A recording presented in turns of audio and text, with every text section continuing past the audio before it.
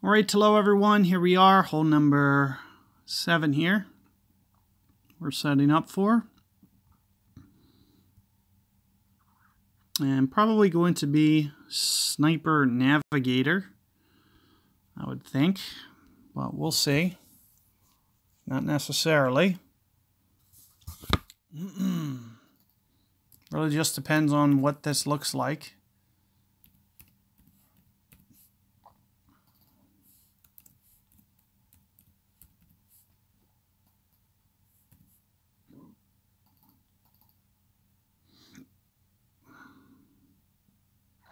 So with that wind, I'll typically maybe switch to a Quasar, make things a little bit easier.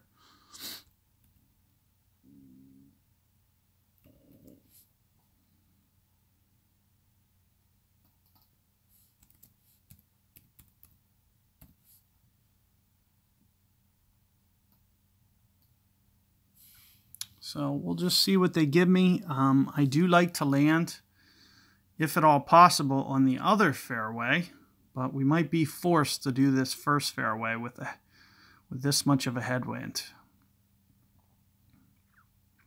which typically requires topspin. And you see my opponent use the Navigator. As I mentioned, switching up to the Quasar does make it just a little bit easier. So I'm going to make the switch here, which is going to make my wind 6.6. Keep in mind you could have a very large fluctuation. But also keep in mind that we're going to be pulling up, well, yep, we're pretty much going to use the max ring number here. So you can see that first, let me switch this arrow. And as I mentioned, you know, we can just use max. Even though we're starting down here, we're going to probably pull to max and actually touch it. So here you can see that I'm just going to kind of use this top spin. And even though I'm not at max yet, I'm going to be after I go these 8 rings. So that's why you can see that I'm doing that. And you can see that I'm actually even going into just slight power here with some curl. So let's just see how this plays out. Looks pretty good overall. Might have been just a little bit heavy on the power, heavy on the top spin. So you might want to just back off just a little bit. But you can see with that shot, with just a little bit less power, would probably go right at that and give it a very good, reasonable chance there to be able to get that one. So, you know, hopefully you guys can get that one.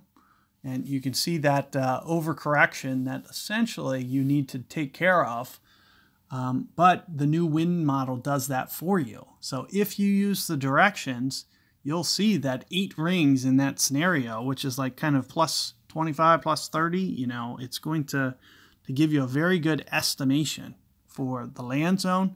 And you'll just kind of have to hone in just a little bit on wind effect and potential elevation. However, when I shoot to that first fairway, I probably won't use elevation. So do consider that, because we're not quite hitting to that higher ground where it lands. So good luck there, guys, and I'll catch you guys on the next one.